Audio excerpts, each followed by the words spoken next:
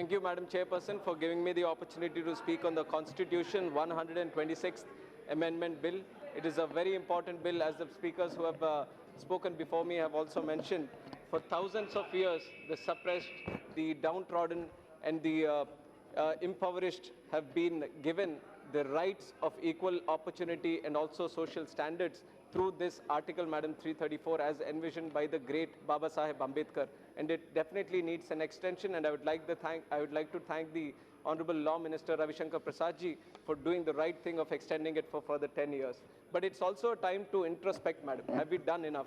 Because for the last 70 years, doing all these kinds of reservations in areas like education, employment, and also in the political spheres, there are still some problems which are still prevailing and which we are still able to see in the society. And one example that is very common is that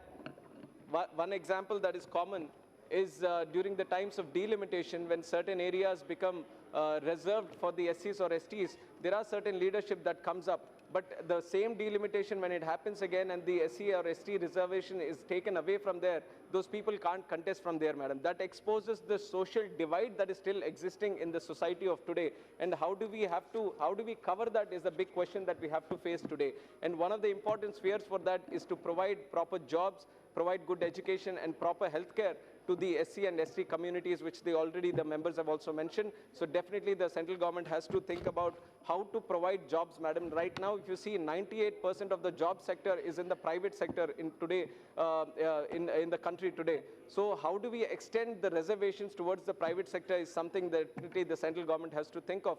Because if we don't bridge the gap, if you don't provide them equal opportunities in these spheres, let us say in education also, Madam, there is a lot of difference when you compare with the government institutions and the private institutions. The kind of quality of education, definitely there is a visible divide that is being seen. And when you want to bring the students, when you want to bring the youth of the SCs and STs on par with people who are studying in private educations, then definitely there needs to be an improvement in the standards of the government education, and also in terms of healthcare that is being provided to them. So definitely equal opportunity comes with equal opportunities in jobs, equal opportunities in healthcare and education. That is very important. And one more thing that I want to mention to the Honorable Minister is the Anglo-Indian issue that is being raised. Definitely there seems to be a confusion what the minister is saying and what the bill says. There is a clear confusion there. And on behalf of TDP, we would like to request that the reservation towards the Anglo-Indian also be extended, Madam. It is the democratic obligation of each and every one of us, at least this House, that we hear the voices of each and every minority of this country, Madam. Let it be 1 or 1 lakh people. Definitely there needs to be a representation, and let this reservation be continued, Madam. Thank you very much.